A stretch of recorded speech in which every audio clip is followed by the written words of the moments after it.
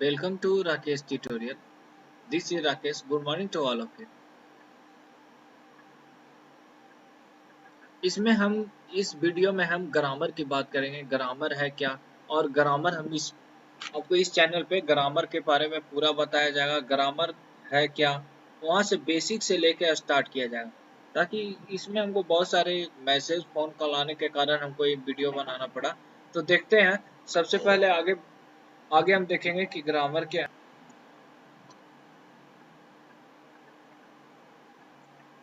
तो देखिएगा, इसमें हम सबसे पहले देखेंगे ग्रामर क्या है। ठीक है, द सिस्टम। हिंदी में देखिए, हिंदी और इंग्लिश में कोई अंतर नहीं होता। जानते हैं व्याकरण, व्याकरण इसे हिंदी, ग्रामर का हिंदी क्या हुआ, व्याकरण। The system of rules pretending how to how the sentence. और यहाँ पे देखिएगा, ऑफ है लैंग्वेज आर कंस्ट्रक्टेड, यहाँ पे जी होना चाहिए। लैंग्वेज आर कंस्ट्रक्टेड, उसी को हम क्या कहते हैं, ग्रामर कहते हैं। मतलब एक नियम, रूल होना चाहिए, मतलब एक नियम होना चाहिए ना, कि कैसे ग्रामर पढ़ाया जाए, इसकी बात करेंगे। तो नियम एक व्याकरण क्या कहते हैं, जिससे शुद्ध शुद्ध बोलना लिखना पढ़ना आ जाए, उसे व्याकरण कहते हैं। तो एक नियम के द्वारा, तो इसमें भी सेंटेंस इंग्लिश में भी सेम चीज है। तो आगे बढ़ेंगे हम। अल्फा सबसे नीचे वाला जो चीज का है, सबसे पहले आप ग्रामर में क्या पढ़ना, अल्फाबेट एबीसीडी पढ़ते हैं ना, तो उसको हम क्या बोलते हैं, alphabet. The character of, character means एक एक वर्ण। ठीक है, वर्ण हम कह सकते हैं। तो यहाँ पे देखिएगा, English, English language is known as alphabet. The character of a English language is known as alphabet. आगे देखेंगे हम। और क्या है, एक और डिफिनेशन लिख लीजिए। The smallest unit of English language. जैसे वर्ण किसे कहते हैं, जिससे खंड या टुकड़ा नहीं किया जाए, सबसे छोटी इकाई को हम क्या कहते हैं, वर्ण कहते हैं। तो उसी तरह से the smallest English of English language is known as alphabet. आगे देखेंगे कि ये है कितने। जैसे आपने वर्ण को देखे थे कि कितने थे वर्ण, अभी देखना है कि आपको अल्फाबेट कितने हैं। तो 26, there are 26 alphabet in English. English में कितने अल्फाबेट हैं, 26 हैं। बहुत अच्छा, आगे बढ़ते हैं। हमने देखा कि 26 अल्फाबेट हो गया। ठीक है, तो इसी तरह से अब देखिए, शब्द। वर्ड को हम क्या कहते हैं, हिंदी में क्या कहते हैं, शब्द कहते हैं। तो वर्ड, व्हेन द टू और मोर अल्फाबेट मिक्स टुगेदर, मतलब दो या दो से अधिक अल्फाबेट एक साथ मिलता है और एक मीनिंगफुल सेंस बनाता है, उसी को हम क्या कहते हैं, वर्ड कहते हैं। जैसे शब्द की बात कर ले, तो दो या दो से अधिक। ठीक है, वर्णों के मेल से एक मीनिंगफुल अर्थ निकलता है, वही ना शब्द होता है। ठीक, वर्णों के सार्थक समूह को हम शब्द कहते हैं। तो वही चीज है इंग्लिश में दिया हुआ।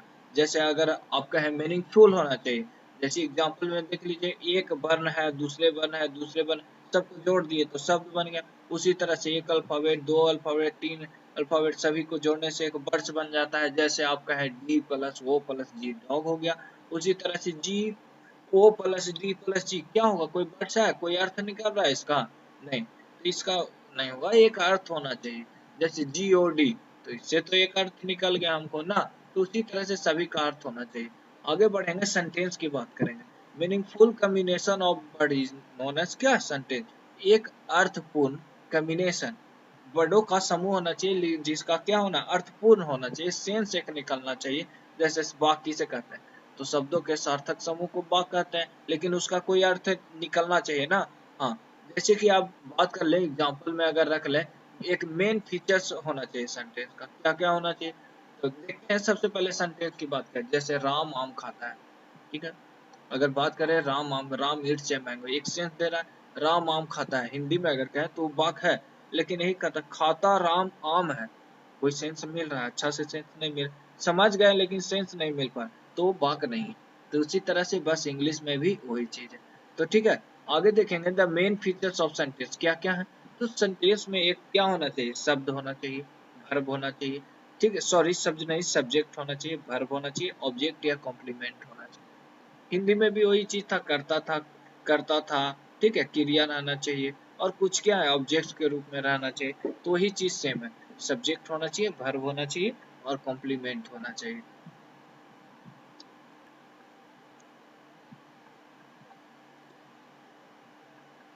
आगे देखेंगे, इसके साथ एक, जैसे एक हम देख लिए, Ranjan Yeats a mango. Ranjan है जो क्या कर रहा है, कि एक मैंगो को ईट कर रहा है।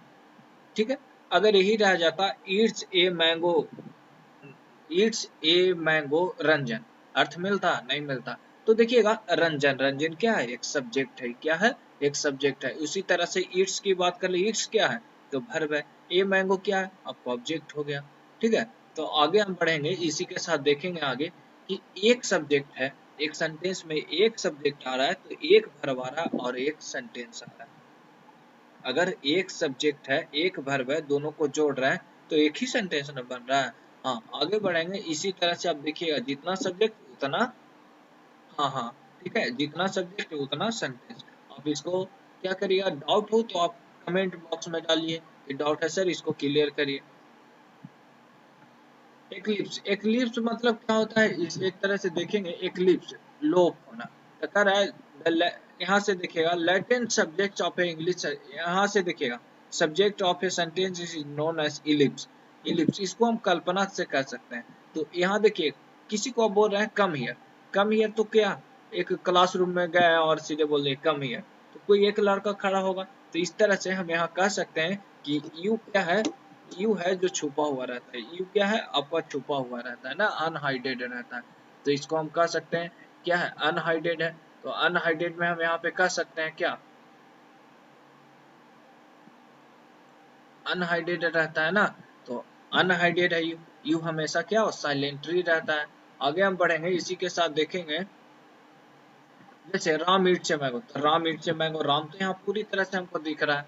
ठीक है, तो राम इलिप्स नहीं है, इसमें है जो इलिप्स है, जैसे गो देयर हो सकता है, तो गो देयर, कौन go there, you go there, you होता है जो हमेशा साइलेंटरी रूप में दिखते रहता है ना। आगे बढ़ेंगे, नेक्स्ट वीडियो में हम देखेंगे कि आपको आगे क्या पढ़ना है। इलिप्स हो गया, इलिप्स के बाद हम देखेंगे कि सब्जेक्ट है, एक सब्जेक्ट में हम देखेंगे कि पर्सन है, जैसे आपको आई के साथ किसका प्रयोग करेंगे, ठीक है, यू ही सी, ये सब के साथ किसना। फिर सब्जेक्ट का उपयोग हम कहाँ कहाँ करते हैं उसकी बात कर लेंगे। थैंक्स, नेक्स्ट वीडियो के लिए।